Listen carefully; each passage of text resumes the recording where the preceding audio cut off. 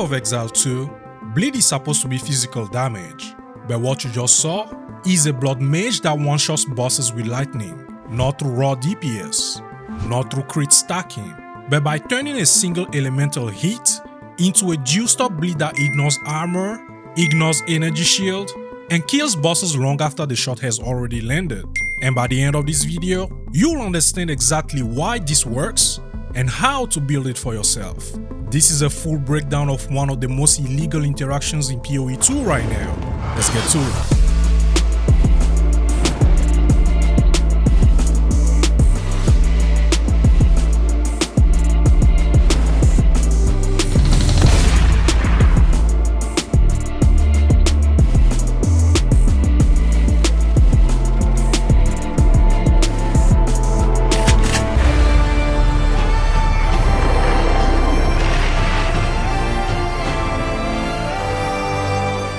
Most players think of bleed as a weak physical damage over time effect, something you stack slowly, something that only really works if the enemy keeps moving, something you definitely don't associate with elemental skills or boss one-shots.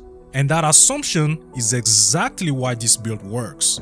See, bleed doesn't actually scale from being physical, it instead scales from the size of the hit that applied it. Physical damage is just the most common way players interact with it. Then the blood mage ascendancy quietly breaks this rule with blood barbs, allowing elemental damage to scale bleed magnitude.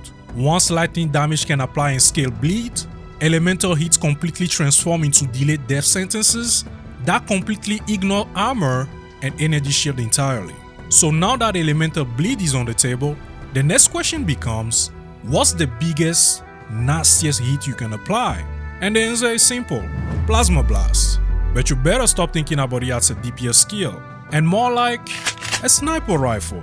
Long charge time, massive base hit, and guaranteed shock application. Best part is, he doesn't even care about hitting often, he only cares about hitting once. A single plasma blast delivers a huge lightning hit that scales bleed through blood barbs, and because the enemy is cursed, that bleed is automatically aggravated, instantly doubling its damage without requiring movement. Then shock multiplies the damage even further. Therefore, you ain't killing bosses with the beam itself, you're killing them with what happens after he hits. This interaction also explains why defenses stop to matter. Armor doesn't reduce bleed, energy shield can only dream of blocking it, regen can't meaningfully outpace it. So once the bleed is applied at full power, the damage is locked in and unavoidable. That is the fantasy, my friend. Line up one clean shot while your heart beats out of your throat, wait for your moment, pull the trigger, and walk away while the boss bleeds out behind you.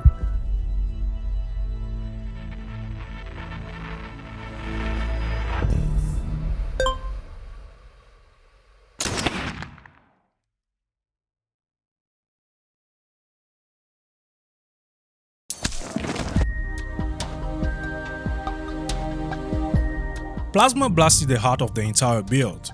I already spoke in length about it earlier, so I'm going to save you some yapping time here. One thing I can't stress out enough though, is how obvious the downside of this skill is. It has a long, roughly 2-second charge time, which means if you mistime it, miscalculate your positioning, or fire it off too quickly in panic, you are long dead before you can even blink, my brother. So the skill gap here is all in the timing. Almost like a sniper lining up his shot and taking deep breaths before unleashing that single bullet in the form of a death sentence. You set it up, you line it up, and you commit. Then once you do, the fight is well over before it even began. Plasma Blast becomes truly illegal once Ambrosia and Concoction are socketed into it. These support gems consume flash charges to grant massive added damage based on how many charges are consumed. In practice, this means one Plasma Blast shot will completely drain your flax in exchange for an enormous burst of damage that scales even harder with the shock applied by Plasma Blast earlier. Now, something you probably noticed this season is how bosses spawn with an unholy amount of damage resistance, preventing you from instantly shredding them. And yes, this is annoying. But once Plasma Blast hits a crit, that damage resistance is not even strong enough to save those annoying bosses. However, sometimes that damage resistance can get in the way of delivering a swift one-shot blast, especially if you don't hit a crit. So this is where Shock Burst runs enter the chat. They don't do a lot of damage on their own, but against a shock target, which anything Plasma Blast previously thought should be, it becomes a shredding SMG that unloads devastating rounds into your target to effortlessly clean them up. As you can imagine, Plasma Blast is terrible for clearing, because bruh, who in their right mind will simply sit there and let you line up a 2-second shot while everything is swarming you from everywhere? So for mapping, the build switches completely to Galvanic Shards. If Plasma Blast is your sniper, Shock Burst rounds is your SMG, then Galvanic Shards is your shotgun. It still applies bleed and spreads elements with fork. This is how most red enemies still die instantly, and anything that doesn't is cleaned up by the bleed afterward. One of the biggest pain points with crossbow skills is the reloading, especially with Galvanic Shards only loading 1 bolt at base. Ratha's Assault completely solves that.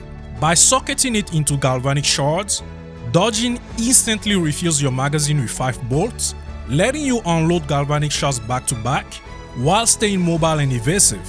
This keeps mapping fluid and aggressive without ever interfering with Plasma Blast's role as a deliberate, high commitment boss killer. And here comes the emergency reload that exists for a single purpose: make your next shot hit harder. This skill instantly reloads all your crossbow ammunitions and empowers the next attack to deal significantly more damage. In boss fights, it's part of your setup sequence. You can't spam it because of a long cooldown. You can't waste it either, but use it right before a Plasma Blast and you push that single hit as far as possible. Or use it before a big pack swarms you and you cleanly cut through the nose with devastating shards. Now cursing is mandatory for this build, as targets take more bleed damage if they are cursed, and you have a lot of choices here. But we go with Elemental Weakness. We use it to lower enemy resistances and ensure that bosses take as much elemental damage as possible from the initial hit, which directly translates into bleed magnitude. Then for mapping, we link Elemental Weakness to Blasphemy, so everything around you is passively cursed. The curse itself is weaker when used this way, but all we really care about is the increased damage everything takes. Oh, and one very important thing to know here is that this curse doesn't activate on targets that are above a certain level. This matters a whole lot in higher level maps, where you bash your head against a wall, wondering why nothing around you is getting cursed. So make sure you upgrade it to level 18 as soon as possible, where this downside is completely erased. This build also uses multiple heralds to turn kills into screen-wide cleanup.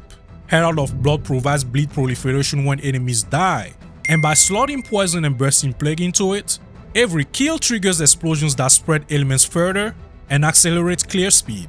Herald of Thunder has additional coverage, chaining lightning through packs that Galvanic Shards has already softened.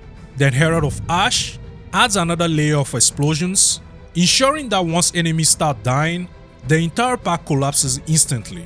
So how does it all come together? Plasma Blast delivers the heat, Ambrosia and Concoction supercharge it, Curses and Shock amplify the damage taken, Bleed ignores defenses and is automatically aggravated. Then finally, Galvanic Shard and Heralds clean up everything else. This is a system in smooth rotation, and once you understand that system, the results simply speak for themselves.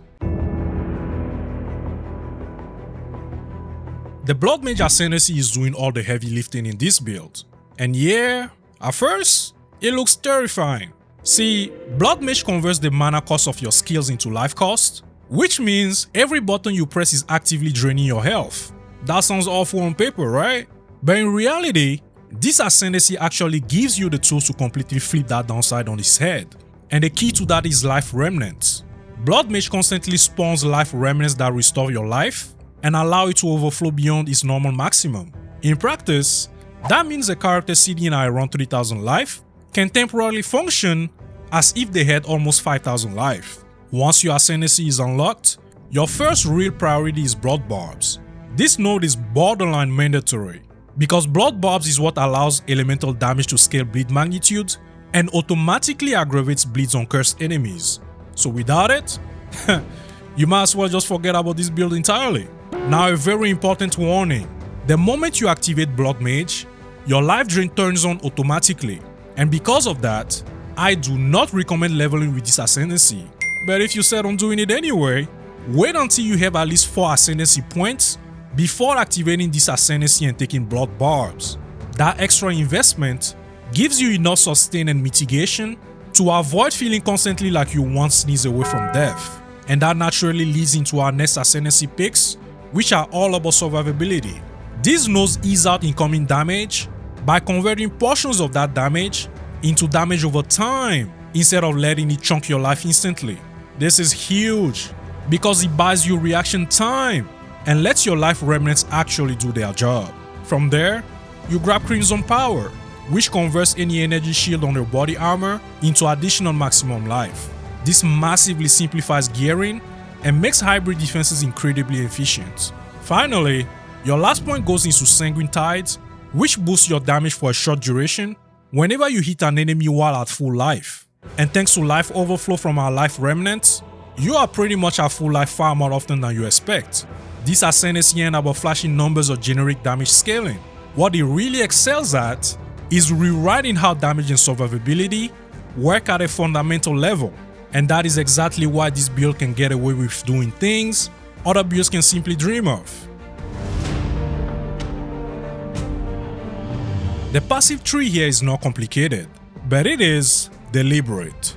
Every point has a job, and if it doesn't push the core idea forward, it obviously doesn't belong here.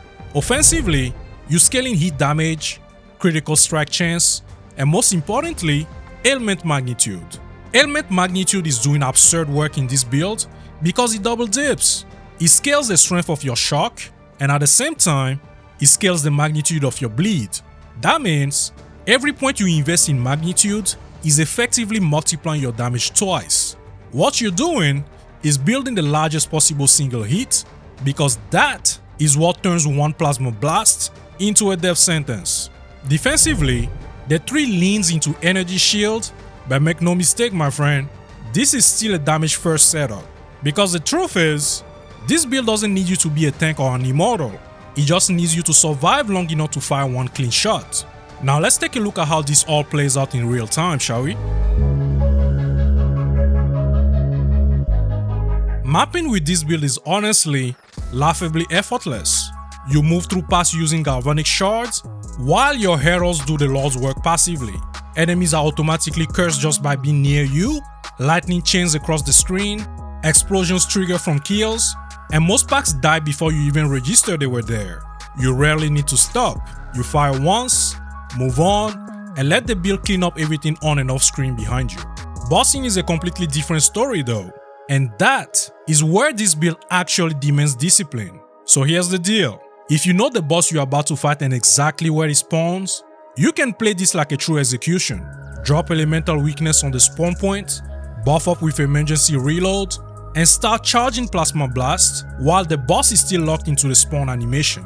The moment you see that red glint on your gun, that's your cue to fire. If everything lines up and you hit a crit, the fight is over before it even starts. Now, let's be honest with each other. Not every boss is going to give you that luxury. You don't always know which boss you're walking into, and not every arena gives you the clean setup window.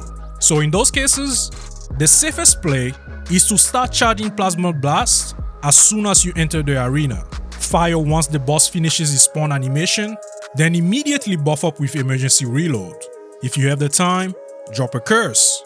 If not, that's fine. From there, all you gotta do is shred whatever health remains with shock burst rounds. Is it as satisfying as landing the perfect one shot? Nope. Is it infinitely better than mistiming a charge and getting deleted? Abso-freaking-lutely. And honestly, this is the approach I recommend if you're just starting up with the build. Learn the timings, learn the boss moves, and master the rhythm before you start going for style points. You got a high caliber sniper rifle, an SMG, and a damn good shotgun at your disposal. Knowing which one to use and when to use it is the difference between dying like an idiot and feeling like an actual god on the battlefield.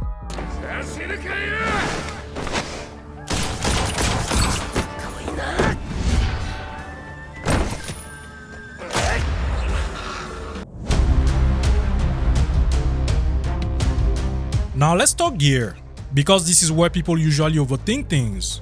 Your weapon is a rare crossbow. The base doesn't really matter that much, but Desolate Crossbow is the best in slot simply because of how much raw physical damage it packs. Now in a perfect world, you will stack a ton of physical damage on it, but those can get very expensive very fast. The good news is, thanks to the Blood Mage ascendancy, letting elemental damage scale bleeds, you can absolutely run an elemental crossbow and save yourself a lot of divines in the process. What does matter though is critical strike chance. This stat is non-negotiable. Crit chance is the difference between Plasma Blast deleting a boss bar in one shot and you suddenly running for your life because the boss lived. On top of that, you want to aim for at least plus 6 levels of projectile skills or plus levels to attack skills since your heroes can benefit from it too. Skill levels are by far the easiest and biggest damage multiplier you can get on this build, so grab them wherever you can. For your helmet, some people will tell you to grab the Vertex Tribal Mask. However, this will only help you if you can get it double corrupted with plus levels of skills. And just take a look at what something like this is going to cost you. Furthermore, you lose one of your most important defensive slots by equipping a unit that doesn't actually solve any problems. So instead of getting a loan to afford a Vertex, grab a massive energy shield helmet, then stack more energy shield, crit chance, and resistances on it. Meligaro's Virtuosity on the other hand is probably one of the strongest uniques you can equip for this build. It locks your critical damage bonus at 250%, which means you can completely ignore crit damage penalties and focus entirely on stacking crit chance everywhere else. It's clean, efficient, and perfectly suited for a one-shot setup. Your ring slots are all about scaling damage while patching your resistances, so prioritize flat damage on them, and from my testing, double lightning rolls perform incredibly well here. This is because the build is heavily lightning based, so leaning into that scaling pays off immediately. Now for your belt, you have some flexibility here depending on your budget. A rare belt with tons of life and resistances will treat you well, but if you have a couple of solid rings, Ingenuity belt becomes a very attractive luxury option, especially with how affordable it is right now. Or just do what the rich kids do and invest in a headhunter. Look man, there is nothing that feels more satisfying than turning into a raid boss after shitting on a rare or two. So if you got the cash, treat yourself my boy. And finally for your jewel slots, focus entirely on getting as much crit chance and as much magnitude as you can afford. You can mix and match the remaining affixes, but anything with short chance or increased elemental damage here is very solid. Bottom line, you don't need the perfect gear to make this build work. All you need is for the mechanics to be online while making up for some of the glaring weaknesses. This build is not for players who want to hold W and face 10 content. If you enjoy deliberate setups, precise execution, and understanding mechanics deeply, this build is going to feel incredible. Cause let me tell ya, there is absolutely nothing quite like watching a boss lose entire health bar after a single, well-placed and well-calculated shot. But if you hate downtime, dislike charge mechanics, or want something forgiving when you misplay, this ain't it my guy. Missing a plasma blast feels like shit man. There is no sugarcoating that. You either commit to the shot, or the game quickly reminds you of why timing matters. So that's the deal. This is a build that turns lightning into bleeding. A build that kills bosses after the hit has already landed. A build that plays like a sniper, an SMG, and a shotgun all wrapped into one. High reward, high precision, low margin of error. And more than anything, it's a build that proves understanding mechanics will always beat chasing raw DPS. If you enjoyed this breakdown and want more build guides that actually explain why things work, instead of lecturing you for hours on what to copy, drop a like and subscribe. And let me know in the comments what build you want me to dissect next. Until then, stay stylish, stay untouchable, and may your crits always be juicy.